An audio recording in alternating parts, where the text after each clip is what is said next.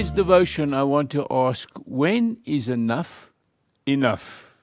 I'm reminded about my mother-in-law many years ago when she was still alive, and she used to visit us, and we dished some food for her, and she would say, that's enough, it's enough. I can't take any more, can't consume anymore, can't eat anymore. And my wife and I used to say, but come on, man, that looks so little. But as far as grace is concerned, as I've said, we're starting on the theme grace throughout the month of January in 2026. When is enough enough? And I want to say that the abundance of God's grace is inexhaustible. It's unlimited. There's always going to be enough. And Paul writes to the Corinthian church in 9 verse 8, and he says, and God is able to make all grace, every favor and earthly blessing, again, this is my favorite Amplified Classic Translation, come to you in limitations, no, in little by little, no, in abundance, so that you may always and under all circumstances. I just love this explanation. Under all circumstances and whatever the need be, self-sufficient. Now, he goes on and he says, possessing enough to require no aid or support, and furnished in abundance for every good work and charitable donation. Now, the context is God loves a cheerful giver. And we're not going to concentrate on what you sow, you're going to reap, or giving money to get money. We're going to concentrate on the fact that if you are generous in giving, God supplies the seed for you to give into the ground so that the crops can grow. And then in verse 11, he talks about being a cheerful giver, because we've just had there, for every good work and charitable donation, for every good worker, there is an abundance of grace. And in verse 11, it says that we can be made rich in every way in this grace.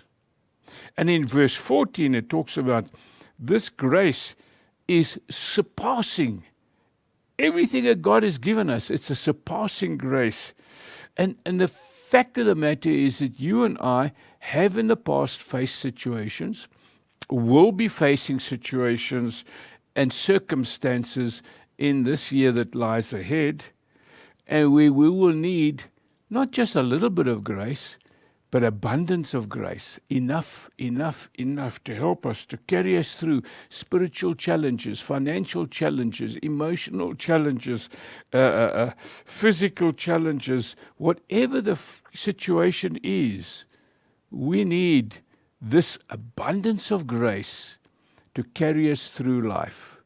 Remember, on Sunday I spoke about this is a gift, and you can reign in righteousness with this, but you're going to need his abundance of grace. Paul goes on, and he talks to the Corinthian church, and he says the following. He says, I always thank my God for you because of his grace given you in Christ Jesus. For in him you have been enriched in every way. Wow! With all kinds of speech and with all knowledge. Enriched in every way. And I want to concentrate on the fact of the matter is knowledge. Do you know? Do you understand?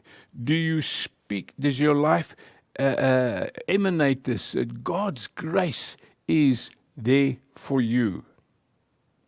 The outcome of this abundant grace in your life, and I go back to Sunday when I spoke about Paul writing in Romans 5, that you can reign in life through this grace.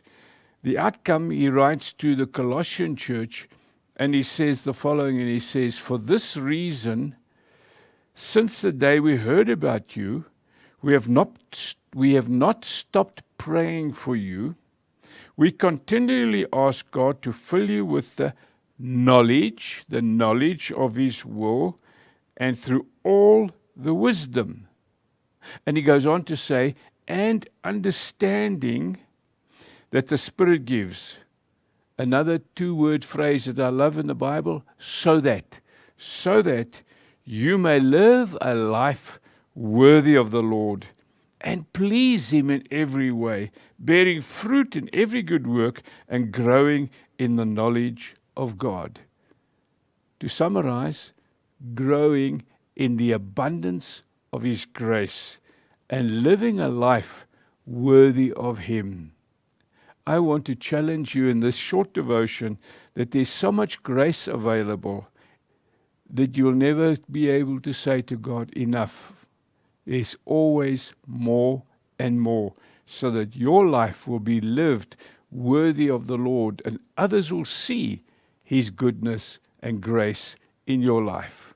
Help us, Father, to live that life that will please you in every single way of our lives for this year that lies ahead. I pray this in Jesus' name.